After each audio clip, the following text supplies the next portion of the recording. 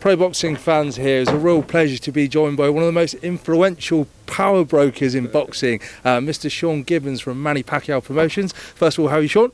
Doing wonderful, and you're too kind for that introduction. I'm just a guy that's blessed to work with a lot of good guys.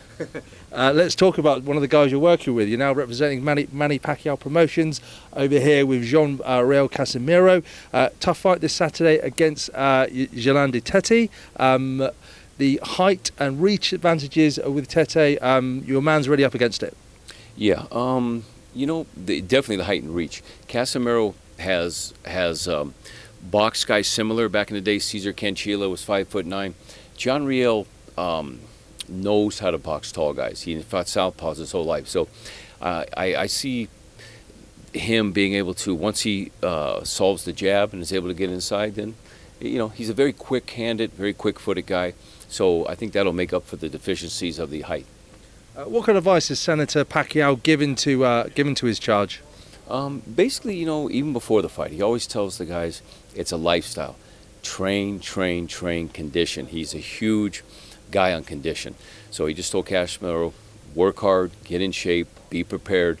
And strategy-wise, he left that up to his trainer, Noi Reyes Neri, who works with the Senator. So they've come up with a great game plan.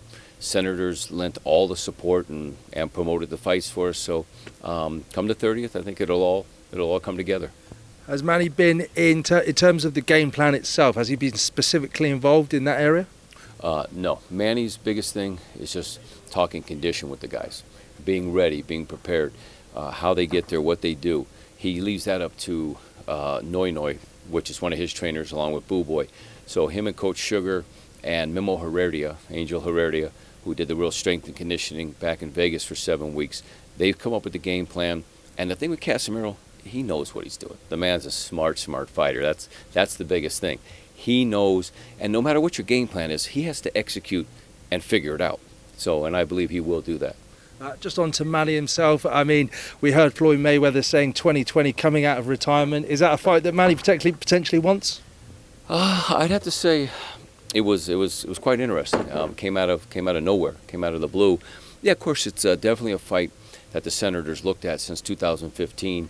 He feels that some things didn't go right in camp, has some shoulder issues, could have done better. So it's something that's kind of been, egging at him for years. And one of the reasons, we went to work with Al Heyman. Of course, Floyd Mayweather worked with Al, and it opened up the proper channels to possibly make the fight. So if it could happen, great, but it's not something the Senator sits there and thinks about every day. If Floyd's coming out of retirement, he wants to give the Senator another chance, he would love to, of course, be on the other side of the ring. At 40 years old, is retirement looking at any closer at the moment? You know what? He'll be 41 in December, and I'm telling you, age is just a number with him. You look at our American football stud, Tom Brady. It's going on, he's 42. You don't see their age with these guys. So now the Senator, his condition, what he's done over the years, I really feel like he's more of a 30-year-old physically. Like if he went in and had a doctor's checkup, didn't tell him what age, had him, run all the tests. He's really like a 30-year-old. And just very finally, AJ Ruiz, big fight next week out in Saudi Arabia. Which way are you leaning? I have to roll with my man, Andy Ruiz, who I've known since 12 years old. I worked with his dad. We did a lot of stuff together.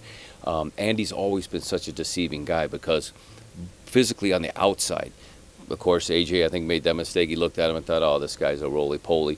No, it's just maybe a little flabby, but everything under is a rock.